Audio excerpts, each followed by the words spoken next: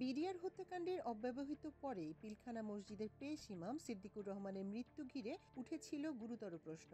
২০০৯ সালের আলোচিত ওই হত্যাকাণ্ডের সময় তিনি সরাসরি এমন কিছু কথা ও দৃশ্যের সাক্ষী হয়েছিলেন যা পরবর্তীতে তদন্ত প্রতিবেদনে গুরুত্বপূর্ণ হয়ে উঠেছিল, কিন্তু সেটি তার জীবনের জন্য কাল হয়ে এসেছিল।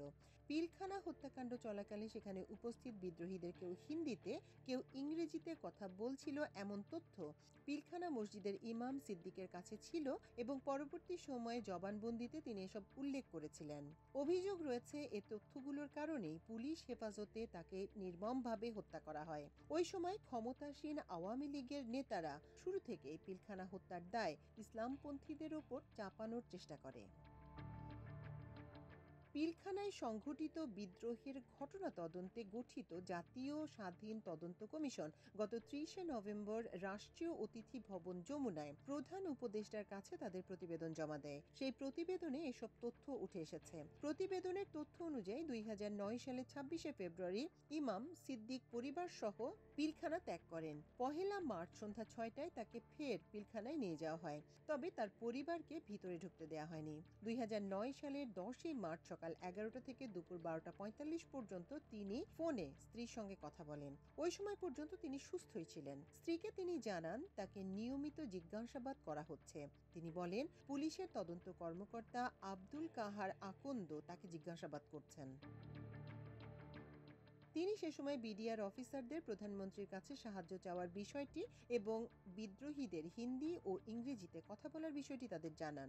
জবাবে তাকে বলা হয় তার কথা বলার প্রয়োজন নেই, শুধু একটি কাগজে স্বাক্ষর করতে হবে। তিনি আরও জানান তাকে প্রচণ্ড ভয় ভীতি দেখানো হচ্ছিল, বিশেষ করে অন্য বিডিআর সদস্যদের উপর চালানো নির্যাতন তাকে সরাসরি দেখানো হয়। তাকে দেখানো হয় কিভাবে বিডিআর সৈনিকদের পুরুষাঙ্গে বৈদ্যুতিক শক দেয়া হচ্ছে। তাকে বলা হয় দেয়া কাগজে স্বাক্ষর না করলে তার অবস্থাও একই রকম হবে।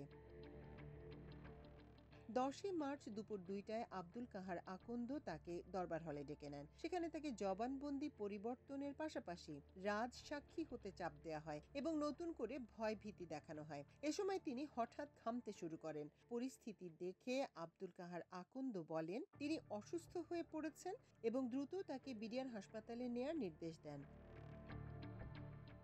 ইমাম সিদ্দিক তখন টেলিফোনে স্ত্রীকে জানান বিডিআর হাসপাতালে তাকে শুধু ইনজেকশন ও স্যালাইন দেওয়া হয়েছিল। ওই দিন সন্ধ্যা ৬টায় তাকে ঢাকা মেডিকেল কলেজ হাসপাতালে নেওয়া হয়। বিষয়টি জানালে তার স্ত্রী ৩০ মিনিটের মধ্যে ছোট ভাইকে নিয়ে হাসপাতালে পৌঁছান এবং তার সঙ্গে কিছুক্ষণ কথা বলেন। সেখানে তিনি আবারও জানান কিভাবে তাকে জিজ্ঞাসাবাদ করা হয়েছে এবং আব্দুল কাহার আকন্দ কিভাবে স্বাক্ষর নেয়ার জন্য ভয়ভীতি দেখাচ্ছেন। এক পর্যায়ে তিনি স্ত্রীকে বলেন আব্দুল কাহার আকন্দ একজন ইবলিশ শয়তান। হাসপাতালের শয্যায় শুয়েও তিনি দৃঢ়ভাবে বলেন তিনি কখনো মিথ্যা সাক্ষী দেবেন না এবং যা দেখেননি তা বলবেন না। এর পরদিন ২১ মার্চ সকাল ১০টা ৪৫ তিনি হঠাৎ মারা যান। তার মৃত্যুর পর সেনাবাহিনীর তত্ত্বাবধানে ময়না তদন্ত সম্পন্ন করা হয়। পরে তার স্ত্রী কামরুন নাহা শিরিন জানান তাকে বলা হয়েছিল ইমাম সাহেবের উপর কোনো শারীরিক নির্যাতন করা হয়নি, তবে তাকে রাজসাক্ষী হওয়ার জন্য এবং আব্দুল কাহার আকন্দের নির্দেশ অনুযায়ী জবানবন্দি দিতে ক্রমাগত চাপ দেয়া হয়েছিল। পিলখানা মসজিদের ইমাম সিদ্দিকুর রহমানের স্ত্রী তার স্বামীর বরাতে আরও বলেন ঘটনার সময় উত্তর দিক থেকে একটি পিকআপ এসে দরবারের পশ্চিম গেটে দাঁড়ায়। সেখান থেকে বিপুল সংখ্যক সৈনিক অস্ত্রসহ নেমে আসে। তারা হিন্দি ও ইংরেজিতে কথা বলছিল। তার স্বামী সেই কথোপকথন শুনেছিলেন এবং তারা অন্য সৈনিকদের গুলি চালানোর জন্য নির্দেশ দিচ্ছিল। সৈনিকরা হিন্দি ও ইংরেজিতে ঠিক কি বলেছিল তা তিনি তাকে জানালেও বর্তমানে স্মরণ নেই। ওই সময় বিডিআর হত্যাকাণ্ডে জঙ্গি সংশ্লিষ্টতা রয়েছে বলে নিজেদের দায় এড়ানোর চেষ্টা করেছিল আওয়ামী লীগের শীর্ষ নেতারা। ইতিহাসের জঘন্যতম এই হত্যাকাণ্ডের পর তারা সব দায় ইসলামপন্থীদের উপর চাপানোর চেষ্টাও করেছিল। পিলখানায় সংঘটিত বিদ্রোহের ঘটনা তদন্তের জন্য গঠিত জাতীয় স্বাধীন তদন্ত কমিশন গত ৩০ নভেম্বর রাষ্ট্রীয় অতিথি ভবন যমুনায় প্রধান উপদেষ্টার কাছে তাদের প্রতিবেদন জমা দেন। তাতে উঠে এসেছে এসব তথ্য। প্রতিবেদনে বলা হয়, তৎকালীন বাণিজ্য মন্ত্রী কর্নেল ফারুক খান দাবি করেছিলেন যে বিডিআর হত্যাকাণ্ডে জঙ্গি সংশ্লিষ্টতা রয়েছে। এর আগে সেনা তদন্ত প্রতিবেদনে উল্লেখ করা হয়েছিল যে বিডিআর এর বিদ্রোহী জওয়ানরা আওয়ামী লীগের গুরুত্বপূর্ণ নেতাদের সাথে হত্যাকাণ্ডের পূর্বে যোগাযোগ করেছিল। এর পরিপ্রেক্ষিতে আওয়ামী লীগের তৎকালীন মুখপাত্র এবং স্থানীয় সরকার বিষয়ক মন্ত্রী সৈয়দ আশরাফুল ইসলাম সেনা তদন্ত প্রতিবেদনের তীব্র সমালোচনা করেন এবং ওই প্রতিবেদনকে উদ্দেশ্য প্রণোদিত হিসেবে আখ্যায়িত করেন। তিনি বিডিআর হত্যাকাণ্ডে যুদ্ধাপরাধী ও স্বাধীনতা বিরোধীরা জড়িত ছিল উল্লেখ করে তদন্ত ভিন্ন খাতে প্রবাহিত করার অপচেষ্টা চালান। তিনি বলেন, সত্যকে আড়াল করতে উদ্দেশ্য প্রণোদিতভাবে এটি করা হয়েছে। এর মূল লক্ষ্য আওয়ামী লীগ নেতৃবৃন্দকে জড়িত করা। রিপোর্টে মনে হচ্ছে বিডিআর ঘটনা নিয়ে ধোঁয়াশা ছড়িয়ে আওয়ামী লীগ প্রকারান্তে সরকারকে জড়ানোর অপচেষ্টা চালানো হচ্ছে। সৈয়দ আশরাফ সেনা তদন্ত প্রতিবেদনের সমালোচনা করে বলেছিলেন, রিপোর্টে অনেক কিছু স্থান পায়নি। বিডিআর ঘটনার পিছনে কি মোটিভ ছিল তা রিপোর্টে আসেনি। ঘটনার সঙ্গে যুদ্ধাপরাধী বা স্বাধীনতা বিরোধীরা জড়িত ছিল কিনা তার উল্লেখ নেই। ওই সময় পিলখানায় সেনা অভিযান চালালে কি পরিমাণ হতাহত হতে পারত, সাধারণ মানুষের কি অবস্থা হতো তা উল্লেখ নেই।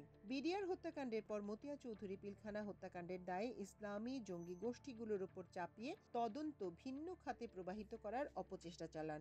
তিনি একটি অনুষ্ঠানে সাংবাদিকদের বলেন, ঘটনার সময় অনেকের মুখে ভিন্ন 3 রঙের রুমাল দেখা গেছে, যা দেশের একটি জঙ্গি সংগঠনের পরিচিত চিহ্ন।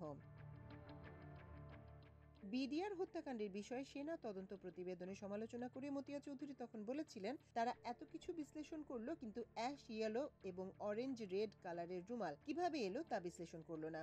ওইখানে যে 3 রঙের রুমাল ব্যবহার হয়েছে তা বাংলাদেশে যেসব জঙ্গি গোষ্ঠী রয়েছে তাদের মধ্যে একটি সংগঠনের 3টি স্তরের পরিচিতি চিহ্ন।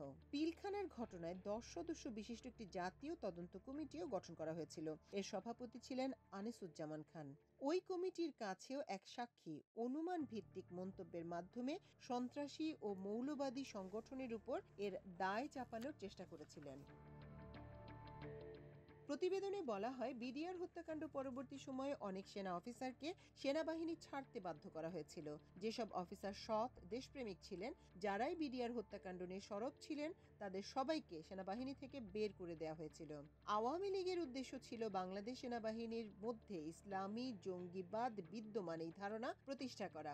এই উদ্দেশ্যে সেই সময় 5 জন সেনা কর্মকর্তাকে ইউনিফর্ম পরিহিত অবস্থায় গুম করা হয়। তাদেরকে তথাকথিত একটি জঙ্গি মামলার অন্তর্ভুক্ত করে এমন একটি দৃষ্টান্ত সৃষ্টি করা হয়, যাতে ভবিষ্যতে আর কেউ কখনো তাদের বিরুদ্ধে নিজের কণ্ঠ উঁচু করার সাহস না পায় এবং বিনা দ্বিধায় বড় বড় রাজনৈতিক ব্যক্তিবর্গ, আমলা বা বিশিষ্ট নাগরিককে যে কোনো সময় গুম বা খুন করতে পারে। বাংলাদেশ সেনাবাহিনীকে এই ঘটনার মাধ্যমে সম্পূর্ণরূপে ভীত ও নিষ্ক্রিয় করে দেওয়ার চেষ্টা হয়েছিল।